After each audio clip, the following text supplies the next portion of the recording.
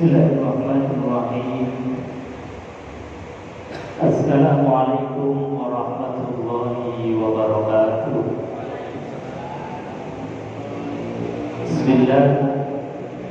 Bismillah, innal hamdalillah nahmaduhu wa nasta'inuhu wa nastaghfiruh wa na'udzu billahi min shururi anfusina wa sayyiati a'malina, may yahdihillahu fala mudilla lahu wa may yudlil fala hadiya lahu. Rabbi ishrah li sadri wa yassir li amri wahlul 'uqdatam min lisani yafqahu qawli. Amma ba'd. Qala Allah Ta'ala fi kitabil karim wa huwa asdaqul qailin. A'udzu billahi as-sami'il 'alim minasy syaithanir rajim. Bismillahirrahmanirrahim. Laqad kana lakum fi Rasulillahi uswatun hasanah liman kana yarjullaha wal yawmal akhir wa dzakarallaha katsiran. Sadaqallahul 'azim wa sadaqa rasuluhul karim wa nahnu 'ala dzalika minasyahidin. Alhamdulillahi rabbil alamin.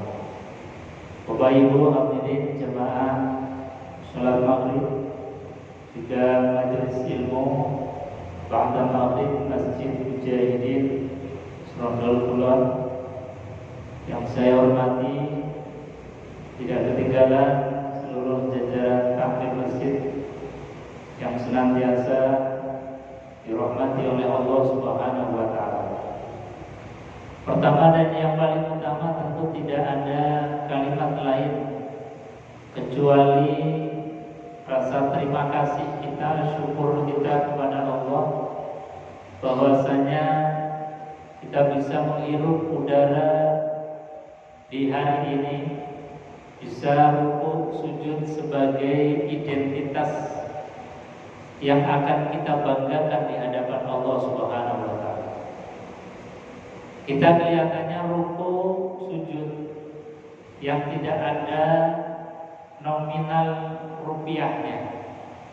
Bahkan mungkin kalau logika orang-orang yang hanya mementingkan dunia, rasanya tidak ada faedah manfaat ketika kita rukuk dan sujud. Yang menurut mereka hanya menghabiskan waktu saja. Menurut mereka tidak produktif. Tapi sebetulnya justru ketika kita menghambakan diri rukuk dan sujud, itulah sebetulnya identitas hakiki kita di hadapan Allah Subhanahu wa Ta'ala. Karena justru yang mereka agung-agungkan yaitu dunia, uang, harta, nanti di akhirat malah tidak akan ada artinya sama sekali. Justru yang sangat berarti adalah asarun minas sujud, bekas daripada sujud kita. Jadi rukuk sujud itu sebetulnya adalah identitas hakiki di hadapan Allah. Itulah identitas sebagai Abdullah, hambanya Allah. Jadi yang namanya hamba itu adalah orang yang mau kemudian meletakkan dahinya di tempat yang terendah di hadapan Tuhannya, menundukkan kepala, yang kepala itu kita agungkan, tetapi di hadapan Rabb tidak ada apa-apa. Itulah abdul, itulah status hamba. Makanya ketika baginda Rasulullah SAW itu di Isra dan Mi'rajkan, itu tidak membawa status beliau sebagai nabi, tidak membawa status beliau sebagai rasul, tetapi yang dibawa oleh baginda Rasulullah SAW adalah status sebagai hamba. Subhanalladzi asra bi'abdihi. Maha suci Allah, asra yang telah memperjalankan hambanya. Jadi bukan memperjalankan nabinya, bukan memperjalankan rasulnya, tetapi yang dibawa identitas oleh Rasulullah. Dan tentu juga kita kembali kepada Allah harusnya membawa identitas sebagai seorang abdul. Dan cirinya abdul adalah ketika Allah memanggil kita untuk rukuk dan sujud, maka tidak ada kata lain kecuali sami'na wa ata'na. kami dengar dan kami paham.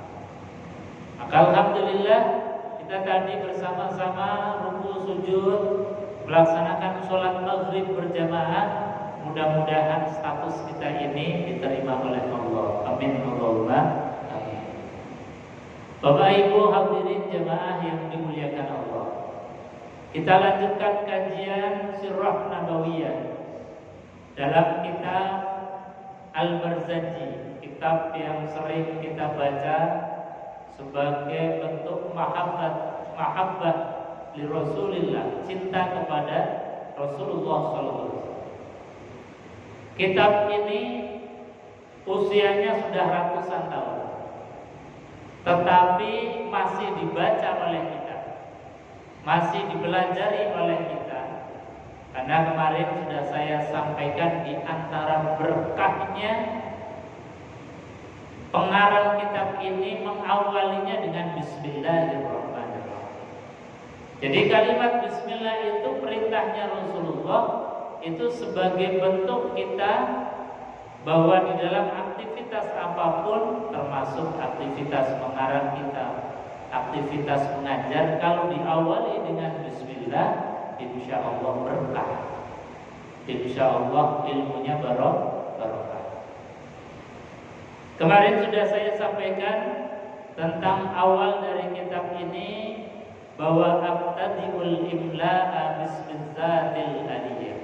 Kitab ini dikarang dengan permulaan menyebut asma Allah yang maha tinggi dengan menuliskan Bismillahirrahmanirrahim. Kemudian yang kedua, wa usanni bihamdim mawaridu sa'ighatun haniyah. Wa usanni, dan yang kedua bihamdin, maka pengarang ini menyebut pujian kepada Allah sebagai bentuk rasa syukur. Beliau bisa mentransfer ilmunya, pemahamannya, sehingga apa yang beliau ketahui kemudian bisa diketahui oleh orang lain, bahkan orang setelahnya jauh dari beliau, termasuk kita. Ini kan rasa syukur. Kita mungkin tahu, paham, punya ilmu, tapi ilmu yang kita tahu, yang kita pahami belum tentu kemudian bisa dinikmati oleh orang setelah generasi kita, apalagi generasi setelah generasi kita. Jadi proses transfer of knowledge, transfer ilmu, transfer pemahaman, itu diantaranya adalah bil kitabah, dengan cara nulis kita. Karena kalau ceramah seperti ini ceramahnya bubar, ya kadang ilmunya ikut bubar. Jadi ceramahnya bubar, ilmunya ikut bubar. Supaya langgeng gimana? Langgeng yang seperti ini. Saya video, maka setelah video diupload, insya Allah pengajiannya ini bubar, ini masih bisa diakses, kita lihat di YouTube. Jadi kurun berikutnya masih bisa mengakses. Termasuk Imam Syekh Ja'far ini, beliau punya ilmu, punya pemahaman.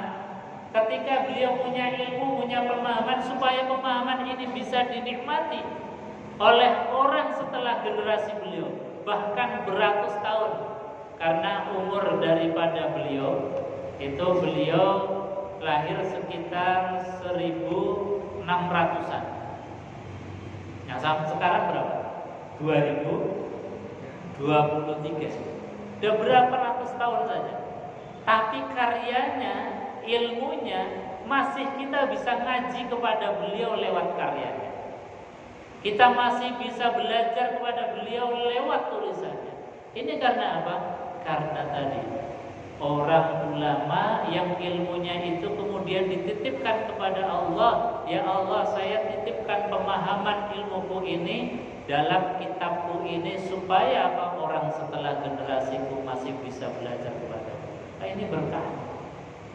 Maka berkah ini beliau inginkan, beliau harapkan kecuali dari Allah Subhanahu wa taala. Maka di awal kitab ini beliau senantiasa memuji kepada Allah.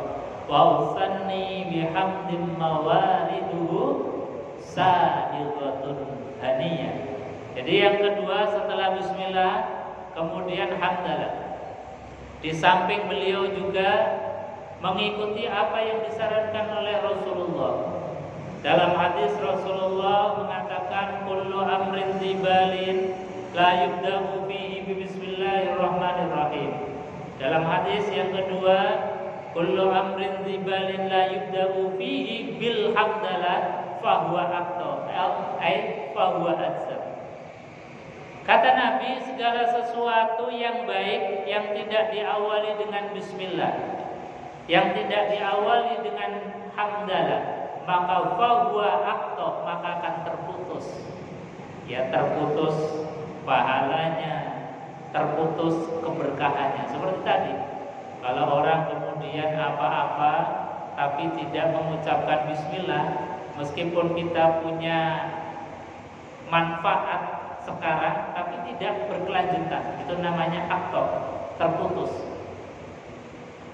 Begitu juga ketika segala sesuatu yang mempunyai nilai baik yang tidak diawali dengan alhamdulillah, pujian kepada Allah, itu juga terputus.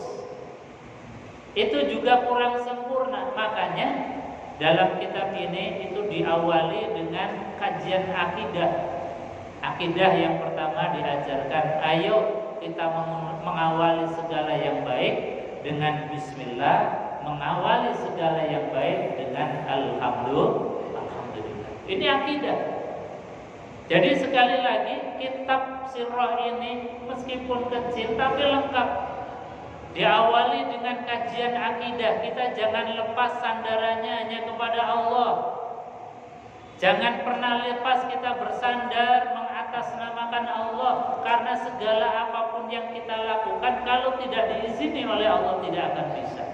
Kalau tidak kemudian dituntun oleh Allah dengan taufik dan hidayahnya, kita nggak akan bisa melakukan kebaikan. Maka ketika melakukan kebaikan, ucapkanlah alhamdulillah sebagai bentuk rasa syukur kita. Ya Allah, alhamdulillah saya kok bisa sholat. Sementara banyak orang yang diberikan banyak rezeki malah lupa dengan sholat. Ya Allah, alhamdulillah setelah sholat saya bisa ngaji. Kebanyakan mereka meskipun waktunya luang, jika ajak untuk ngaji aja susah. Ini alhamdulillah. Jadi ucapan rasa syukur ini luar biasa, sebagai bentuk dari rasa terima kasih kita atas segala nikmat yang Allah berikan kepada kita. Ini kalimat hamdalah, kalimat pujian kepada Allah. Dan siapa saja yang ahli bersyukur, lesannya ini basah dengan alhamdulillah, sebentar-sebentar alhamdulillah, apapun yang Allah berikan alhamdulillah, tidak pernah gerutu, tidak pernah merasa kemudian susah, karena semuanya itu pasti sudah ditakar oleh Allah, dan yang nakar Allah pasti baik untuk kita, sehingga tidak ada lafal lain kecuali lafal syukur kepada Allah. Nah, orang yang lisannya ini basah dengan alhamdulillah, Bapak Ibu, ini dikasih reward hadiah oleh Allah. Hadiahnya gak sembarangan. Apa hadiahnya? Kata Rasulullah SAW, ini ada hadis dinukil di dalam kitab Al-Azkar Nawawiyah. Imam Nawawi di dalam kitab Al-Azkarnya mengutip hadis ini, hadis yang menggambarkan motivasi dari Rasulullah. Orang yang hari-harinya diisi dengan kalimat hamdalah, lisannya basah dengan kalimat alhamdulillah, itu hadiahnya, kata Rasulullah, banallahu lahu baitan fil jannah, akan diberikan oleh Allah, dibangunkan rumah di surganya Allah Subhanahu wa ta'ala. Ini gak sembarangan, makanya biasakan kita ucapkan alhamdulillah, baik dalam keadaan senang maupun dalam keadaan sedih, dalam keadaan suka maupun dalam keadaan duka. Dahulukan lafal alhamdulillah. Hadis ini menceritakan seorang yang dalam keadaan duka, ketika ada anaknya itu meninggal dunia, seperti biasa, ketika ada keluarga yang sedang berduka, Allah mengutus malaikat untuk takziah. Untuk takziah datang mendoakan baik yang meninggal dunia maupun keluarga yang sedang berduka. Ini didoakan, diutus oleh Allah malaikat ini datang. Setelah malaikat datang takziah, kembali kepada Allah lapor. Ditanya oleh Allah, wahai malaikat, apa yang kau lihat, apa yang kau saksikan di keluarga yang sedang berduka ini? Apakah mereka ini kemudian putus asa? Apakah mereka ini kemudian suudzon kepadamu, tidak terima atas takdir qada qadar ketetapanmu? Apa jawab malaikat yang habis takziah ini?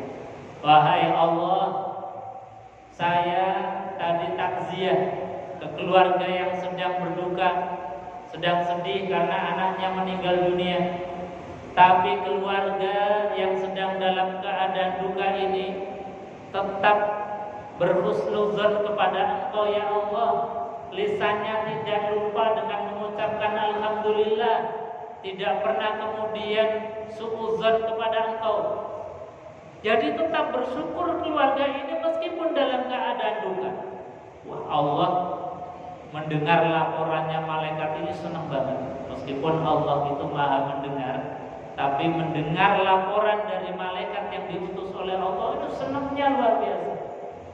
Makanya kemudian, wahai malaikat, kalau memang keluarga ini tetap bersyukur meskipun dalam keadaan berduka, kata Allah, banallahu lahu baitan fil jannah, bangunkan untuk mereka istana di surganya Allah Subhanahu wa ta'ala. Jadi dalam keadaan susah saja, dalam keadaan berduka saja, kok lisannya yang didahulukan kalimat alhamdulillah, itu Allah senang banget. Maka saking senangnya kemudian dikasih hadiah. Bahkan rumah di surga ini spesial. Spesialnya apa? Kalau rumah kita di dunia, kayaknya nggak ada rumah kita itu yang gerbangnya dikasih nama. Rumah jenengan itu namanya apa? Nggak ada. Kecuali mungkin perumahan, ada Graha Estetika, ada perumahan Banyumanik, paling di gerbang depan rumah. Tapi ini rumah yang Allah bangun di surga ini dikasih nama. Namanya apa? Baitul Hamdi, rumah pujian. Rumah yang disediakan Allah untuk siapapun yang gemar memuji, baik dalam keadaan senang maupun dalam keadaan susah, dalam keadaan gembira maupun dalam keadaan berduka, dahulukan kalimat alhamdulillah. Makanya hadis tadi yang dikutip di dalam kitab Al-Adhkarun Nawawiyah itu, keluarga yang sedang berduka mengucapkan alhamdulillah summastarja, baru diikuti kalimat inna lillahi wa inna ilaihi raji'un. Jadi yang sunnah itu tetap harus dahulukan alhamdulillah sebagai bukti bahwa kita itu rela ridho terhadap takdirnya Allah. Baru kemudian diikuti istirja inna lillahi wa inna ilaihi raji'un. Tapi ini harus kita ilmoni bareng-bareng. Sebab kalau ilmunya itu nggak satu server, nggak satu pemahaman, jangan-jangan kalau ada tetangganya, saudaranya meninggal, alhamdulillah, nanti jadi salah paham. Makanya ilmunya samakan dulu. Nah kalau belum sama, ya kita alhamdulillahnya cukup di dalam lisan kita, telinga kita sendiri yang dengar. Tapi tetap harus dahulukan alhamdulillah, baru diikuti inna lillahi wa inna ilaihi raji'un. Begitu juga misalnya ada kabar di masjid, ada pengumuman inna lillahi wa inna ilaihi raji'un, telah meninggal dunia dengan tenang. Kita yang dengar dahulukan alhamdulillah, baru istighfar. Yang mengumumkan pun sebetulnya harusnya sama. Tapi ojo banter-banter. Ojo banter-banter marake salah paham. Nanti di speaker alhamdulillah telah meninggal dunia. Ini nanti kalau salah paham jadi repot. Makanya alhamdulillahnya cukup di lisan telinga kita sendiri mendengar yang dikeraskan istirjanya. Inna lillahi wa inna ilaihi raji'un. Nah, ini akidah. Jadi apapun dalam kehidupan kita ini diajarkan oleh Al-Imam Ja'far di dalam kitab Al-Barzanji, urutan-urutannya itu. 1. Bismillah.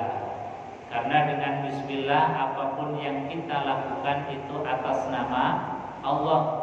Kita minum bukan karena kita haus, tapi karena Allah memerintahkan untuk menjaga badan kita dan disuruh untuk minum. Artinya apa? Minumnya kita bukan kehendak kita sendiri, tapi karena perintahnya Allah.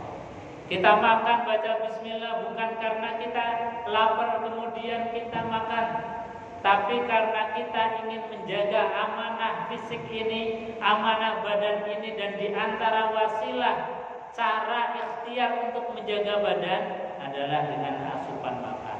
Maka ketika kita makan atas perintahnya Allah, itu namanya khalifatullah. Itu namanya khalifah, penggantinya Allah. Jadi memang kita ini sebagai khalifatullah. Sebagaimana Allah terangkan di dalam Al-Quran, wa idh qala rabbuka lil malaikati inni ja'ilun fil ardi khalifah, bahwa aku ini akan menciptakan di muka bumi ini khalifah, yaitu manusia yang akan menggantikanku, memakmurkan bumi ini. Maka supaya kita ini betul-betul menjadi khalifah, apapun aktivitas kebaikan kita awalilah dengan ucapan Bismillahirrahmanirrahim. Kemudian urutannya baru alhamdulillah. Nah, alhamdulillah ini tadi kalimat sebagai bentuk kalimat ridho kita. Bagaimana kita sering berdoa mengatakan raditu billahi robba. Ya Allah, aku rela, aku ridho Engkau menjadi Rabbku. Nah, buktinya rela apa? Kalimat alhamdulillah. Jadi alhamdulillah ini bukti rela kita ridho. Kalau kita sudah alhamdulillah, apapun yang Allah berikan kepada kita, apakah itu menurut kita senang, banyak uang, atau pas kita dalam keadaan sakit misalnya, sempit ekonomi dan lain sebagainya, tetap alhamdulillah, karena itu adalah bentuk kerelaan kita atas keputusannya Allah. Jadi raditu billahi robba yang sering kita ini ikrarkan. Kita ikrar kepada Allah, ya Allah, aku rela Engkau sebagai Tuhan. Buktinya apa? Buktinya ya Allah, setiap saat, setiap hari saya mengucapkan alhamdulillah. Maka orang yang rela, orang yang ridho terhadap keputusannya Allah Subhanahu wa taala, ini Allah senangnya luar biasa. Mafhum mukhalafahnya, kebalikannya, orang yang diberikan nikmat kok gak mau bersyukur, gak mau berterima kasih, mengucapkan alhamdulillah saja, itu kalau kelihatan dapat nikmat. Jadi kalau dapat uang banyak yang tidak bisa disangka-sangka, baru keluar alhamdulillah. Ini kan apa-apa. Padahal nikmat yang Allah berikan kepada kita, wa in ta'uddu ni'matallah la tuhsuha, enggak terkira jumlahnya. Meskipun itu bentuknya sesuatu yang menurut kita tidak enak. Apakah itu sakit, apakah itu sempit ekonomi, sempit hati. Tapi sebetulnya kalau kita punya ilmunya, sakit itu juga bagian nikmat. Kenapa? karena kata Rasulullah, sakit apapun bentuknya itu adalah kafaratun min jami'iz dzunub, sebagai penutup dosa-dosa kita. Jadi kalau kita banyak dosa kemudian didatangkan sakit, harusnya yang keluar dari lisan kita adalah kalimat alhamdulillah, karena dengan sakit dosa ditutup. Kalau nggak punya dosa, maka irfa'ud darajat, dengan sakit derajatnya ditingkatkan oleh Allah. Nah, dikasih kesempatan irfa'ud darajat au kafaratuz dzunub, kok nggak terima kasih? Ini kan berarti orang yang nggak punya ilmu. Maka supaya kita ini punya pemahaman, ya Allah, alhamdulillah sakit, tapi meskipun diberikan takdir sakit, ya Allah, Engkau pun memerintahkan aku untuk ikhtiar, untuk berobat, ya Allah, maka aku pun berobat, datangi dokter, datangi rumah sakit, datangi beli obat dan sebagainya. Karena datang ke dokter, ikhtiar cari obat ini juga perintahmu, ya Allah. Ini bentuk rasa syukur. Jadi tidak ada sesuatu yang tidak punya nilai manfaat kalau itu sudah ditakdirkan oleh Allah, asal kita punya ilmu yang memadai untuk memaknai apa yang Allah berikan kepada kita. Ini alhamdulillah. Jadi sekali lagi, orang yang lesannya untuk ngomong ucap alhamdulillah, terima kasih kepada Allah itu berat. Itu Allah bencinya luar biasa. Kata Rasulullah SAW dalam hadis qudsi, man lam yashkur ala na'mai wa lam yasbir ala balai wa lam yaqda ala qadai. Barang siapa yang diberikan nikmat, kau enggak mau terima kasih, enggak mau syukur kepadaku, diberikan sedikit ujian, kau tidak mau bersabar, diberikan ketetapan takdir oleh Allah Subhanahu wa taala, kok enggak terima, rasanya kemudian itu menyalahkan Allah. Kata Allah, fal yakhruj minas samai, silahkan keluar dari kolong langit bumi ini. Ini diusir oleh Allah. Nah, diusir oleh Allah dari kolong langit ini, mau pindah kemana lagi? Kalau diusir dari Serondol bisa pindah ke Pedalangan, diusir dari Semarang bisa pindah ke Jakarta. Nah, ini diusir dari kolong langit bumi ini, mau pindah kemana lagi? Jadi puncak kemarahannya Allah itu terletak kepada ketika manusia, makhluk diberikan nikmat kok nggak mau bersyukur. Maka basahi lisan kita ini, jangan pernah kering dari kalimat alhamdulillahirabbil alamin. Apapun bentuknya, sakit ya Allah alhamdulillah, kepaduk ya alhamdulillah, baru innalillah wa inna ilaihi raji'un. Ini rasa syukur. Bahkan dalam hadis Rasulullah SAW, ini beliau juga bencinya luar biasa. Dan kita ini harus hati-hati, karena ini termasuk penyakit zaman kita, penyakit zaman now, yang sebentar-bentar ada sedikit kesusahan kita bikin sebuah status di WA. Statusnya, ya Allah, kok sakit barbar ramari mati. Ya Allah, kok ekonomi susah bener, cari uang kok yo angel men, dibikin status. Ini enggak suka Allah. Kata Rasulullah SAW, man asbaha wa huwa yashku dhiqal ma'ash, faka'annama yashku rabbah. Barang siapa yang pagi-pagi mata baru melek, kita baru bangun dari tidur, kok sudah dhiqal ma'ash, menceritakan kesusahan hidupnya. Misalnya bangun tidur, ya Allah, badan kok pegel-pegel, dibikin status. Pokoknya apapun yang menjadi kesusahan hidup kita, kemudian kita share supaya orang lain itu tahu, agar dapat empati, simpati dari orang lain. Ngeluhnya kepada manusia, Ini dibenci oleh Allah. Kalau mau ngeluh, mengeluhlah kepada zat yang menciptakan kita. Kalau mau mengeluh, mengeluhlah kepada Allah Subhanahu wa Ta'ala. Jadi kalau orang itu pagi-pagi sudah ngeluh apapun bentuknya, kata Rasulullah, faka'annama yashku rabbah, maka seakan-akan dia mentersangkakan Allah Subhanahu wa Ta'ala. Jadi kan kriminal. Gusti Allah kok dikriminal. Seolah-olah akan mengatakan, ya Allah, katanya Engkau Maha Kuasa, Kau menyembuhkan sakitku saja enggak mampu. Ya Allah, katanya Engkau Maha Kuasa, Kau membuat aku kaya saja enggak mampu. Ya Allah, katanya Engkau Maha Kuasa, membuat aku pintar saja enggak mampu. Kan artinya begitu.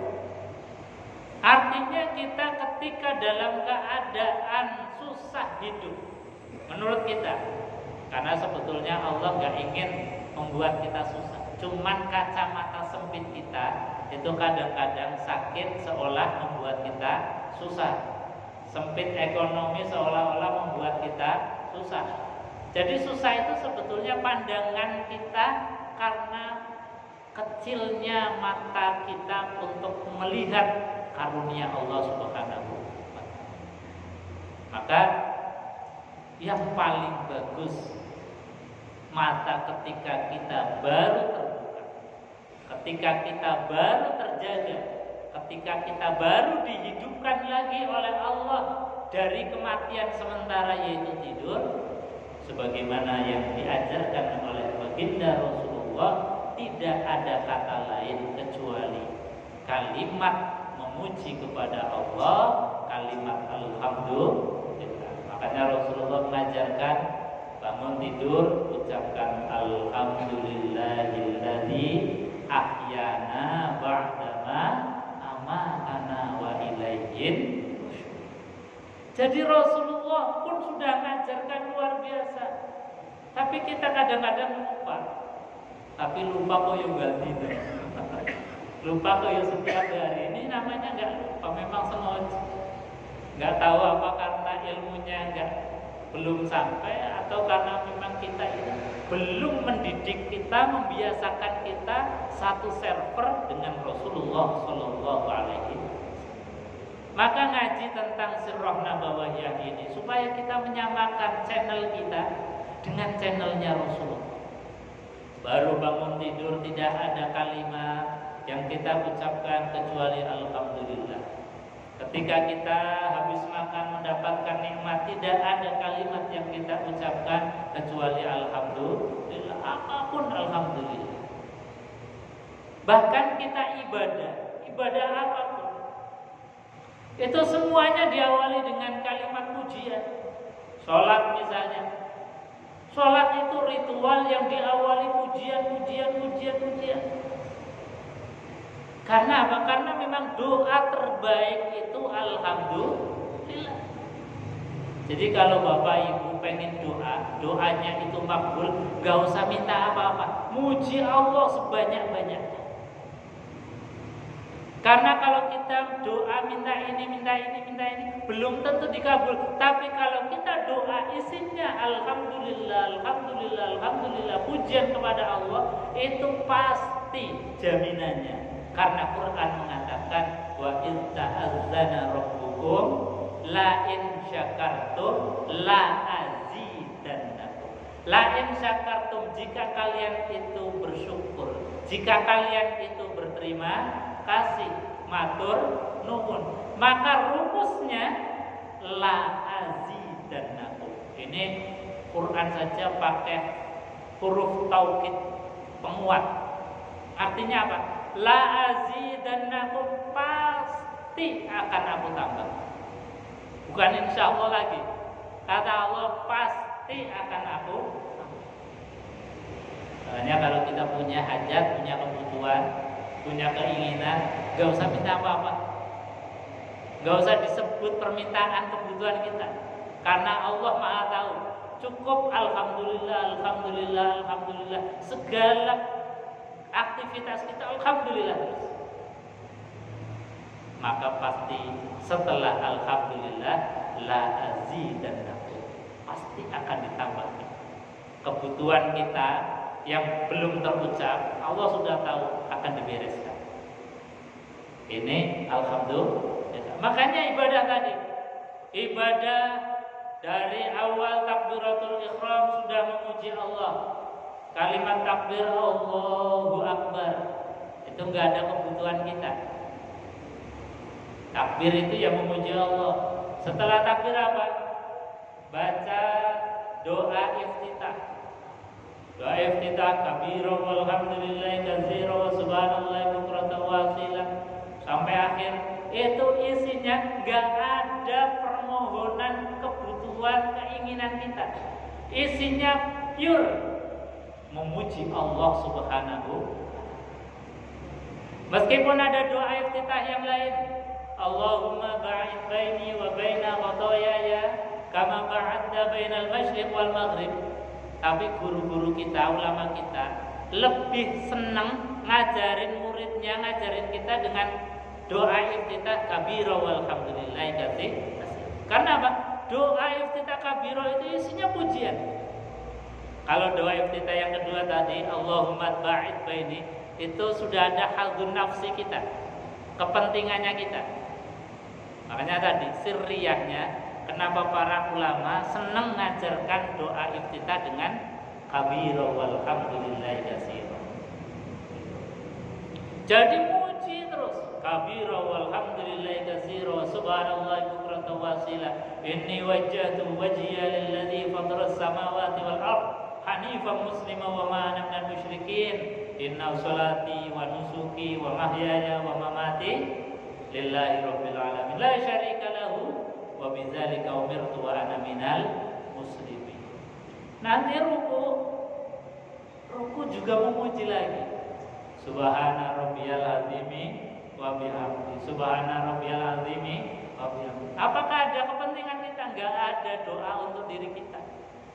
Enggak ada doa minta kaya, enggak ada doa minta sehat, enggak ada doa minta anak soleh, enggak ada. Semuanya muji Allah, muji Allah, muji Allah.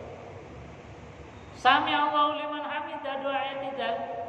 Sami Allahu liman hamidah. Rabbana lakal hamdu mil'us samawati wa mil'ul ardi wa mil'u ma syi'ta min syai'in ba'du sujud subhana rabbiyal a'la wa bihamdi. Muji terus dari awal sampai akhir. Baru di akhir-akhir kemudian ada selipan doa kalau kita punya kebutuhan, kalau punya hajat yang spesifik, yang mungkin punya hajat yang kita ini beda dengan hajatnya orang lain, disebutkan enggak apa-apa. Tapi tadi Allah melalui lisan Rasulullah SAW itu mengajarkan kepada kita, kalau kita doa utamakan alhamdulillah. Alhamdulillah sudah masuk waktu isya. Mudah-mudahan kita diberikan oleh Allah ilmu yang bermanfaat. Amin Allahumma. Kita tutup dengan doa kafaratul majelis bersama. Bismillahirrahmanirrahim. Subhanakallahumma wa bihamdika asyhadu an la ilaha illa anta astaghfiruka wa atubu ilaik. Demikian kurang dan lebihnya mohon maaf. Billahi taufiq wal hidayah. Assalamualaikum warahmatullahi wabarakatuh.